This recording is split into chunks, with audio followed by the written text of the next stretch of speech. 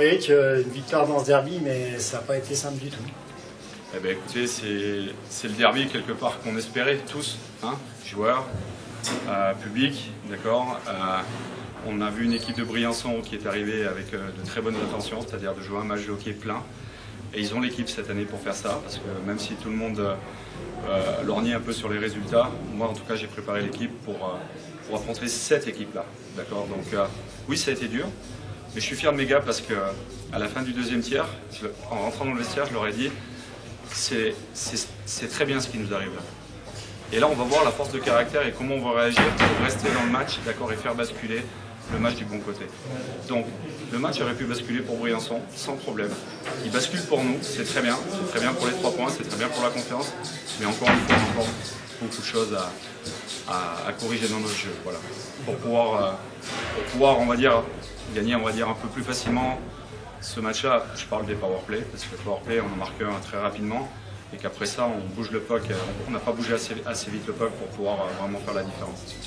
Et globalement, vous avez dominé ce match quand même, vous n'avez pas, le fait de ne pas avoir concrétisé toutes les occasions, vous êtes quand même resté dans le match et à la sortie. Oui, mais vous savez, quand vous tapez à la porte puis que la porte ne veut pas s'ouvrir, bah, vous perdez patience au bout d'un moment, d'accord. Et moi, mon rôle, c'était de faire passer le message aux gars de soyez patient, elle va s'ouvrir à un moment donné, d'accord, tôt ou tard. Peut-être elle ne s'ouvrira pas ce soir, mais c'est pas grave.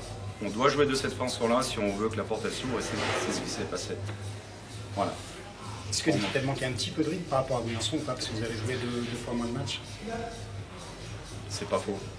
Je voulais pas en parler parce que c'est une très belle équipe de Briançon qu'on a vue ce soir, et moi j'espère qu'on va... Ben voilà, notre championnat il attaque vraiment ce soir, c'est-à-dire qu'on va enchaîner maintenant le match de Nice, Mulhouse, on a un gros défi à Amiens. À chaque match, ça va être un défi, mais Amiens, Grenoble, et la machine va se lancer. Donc on va voir dans quelques temps si, voilà, si on est capable de reproduire les choses avec de la rigueur et de la constance dans nos matchs. Voilà. Justement, Nice, ça arrive dimanche. Oui. C'est un gros combat. Oui, ça va être un gros combat.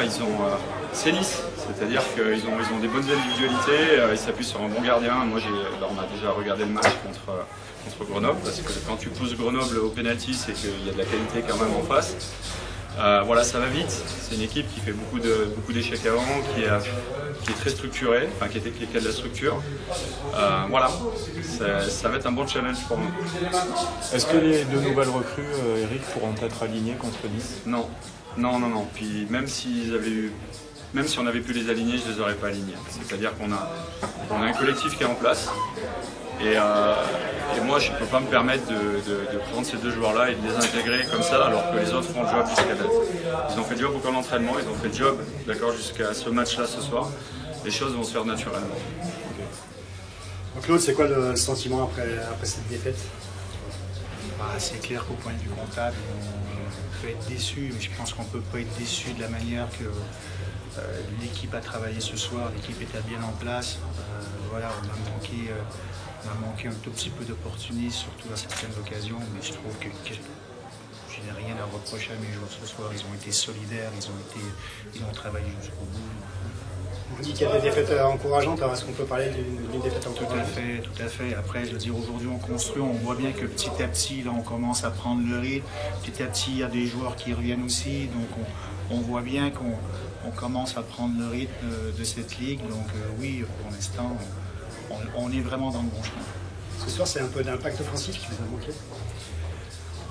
Un peu d'impact offensif, oui, on a bien vu aussi vers la fin, on a bien vu le deuxième but de Gap, comment ça s'est construit. Ça s'est pas construit sur ça s'est construit sur un rush, hein, donc des rushs aussi on en a eu, on les a pas concrétisés aussi à la fin, on aurait pu aussi les avoir, donc ça a été d'un côté ou de l'autre, et puis voilà, je veux dire, aujourd'hui on est, comme je disais, vraiment en fait dans le droit chemin, et puis Gap, c'est une très très belle équipe aussi en face qui est très bien en place.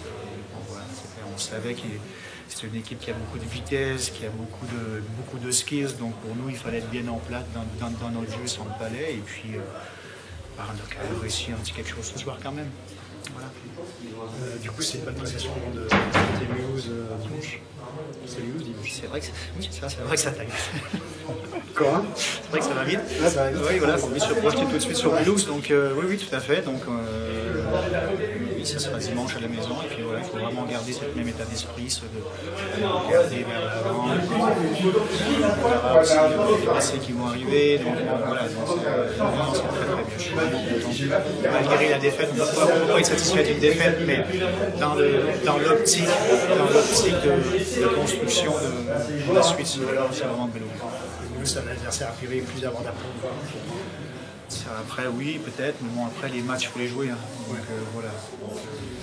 Peu importe, toutes les équipes sont différentes. Combien difficile à mener aussi.